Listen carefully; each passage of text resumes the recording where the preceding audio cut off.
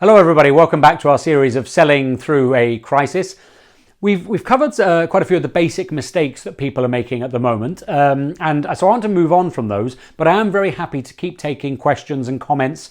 You can always get in touch with me online or via email or whatever.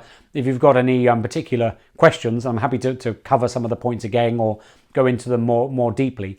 But let's move beyond that into what I think is going to be really crucial in terms of distinguishing great salespeople and great businesses from poor salespeople and poor businesses as we go through this current crisis, which is the ability to understand the world from the point of view of your client, to really understand what clients are going through right now.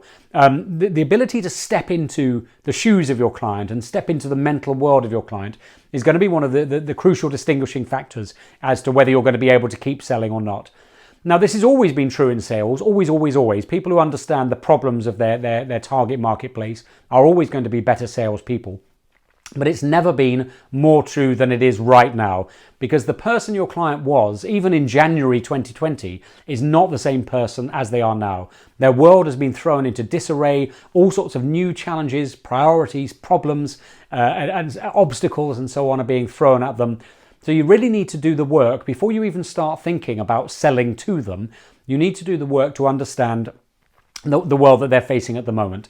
I'm going to add to this video, I'm going to add a handout for you, which has got some ideas around some questions you might ask yourself about your target marketplace, but also some ideas to construct a customer avatar. You might call it a buyer persona or a marketing persona. And I know many of you will have done this work previously, but even if you've done it before, do it again now, because as I've mentioned, your customer now is a new kind of person. And they've been thrown into a new way of thinking in many ways. They've been thrown into panic mode, survivalist mode, fight or flight mode. And the big questions your clients are dealing with right now are, how can I get to the end of the week? Or how can I even get through today? And anything that isn't speaking to the world they're in right now is going to be stuff that's frustrating and time wasting, and will reduce your credibility and will reduce your, if you like, or limit your relationship with your clients.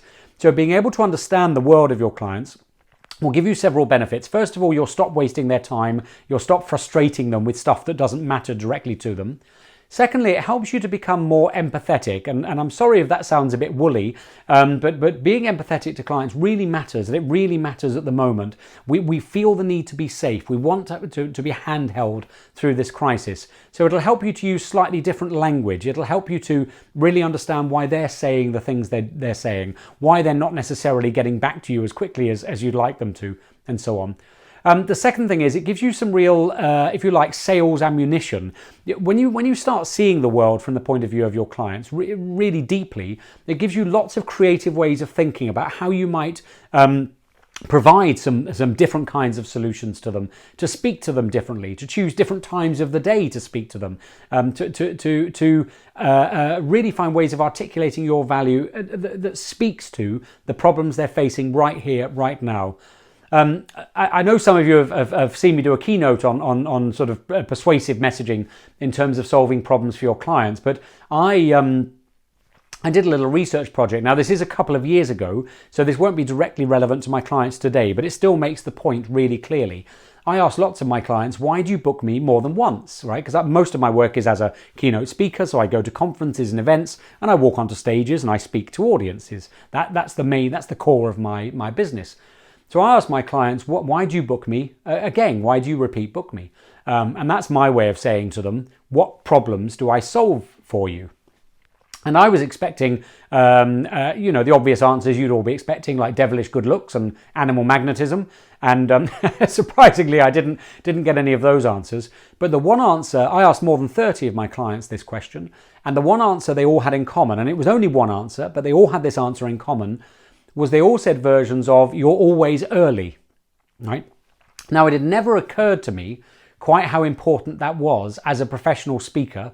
That's something I deliver. That's a problem I solve for my clients. I'm always early. Because if you think about it deeply in my business, as long as I turn up, it doesn't really matter whether I'm very good or not, right? But I'm there. They haven't got an hour to fill in the agenda. Now, of course, once I understood that that was a serious problem for my clients, is the speaker going to turn up? And are they going to turn up on time? Of course, I can shift my sales messaging a bit. First of all, in terms of my delivery, I make sure I always am there on time. Secondly, in my sales messaging, I emphasize it. I'm easy to work with and I always turn up early. Now, interestingly, that's a significant thing I solve for my clients.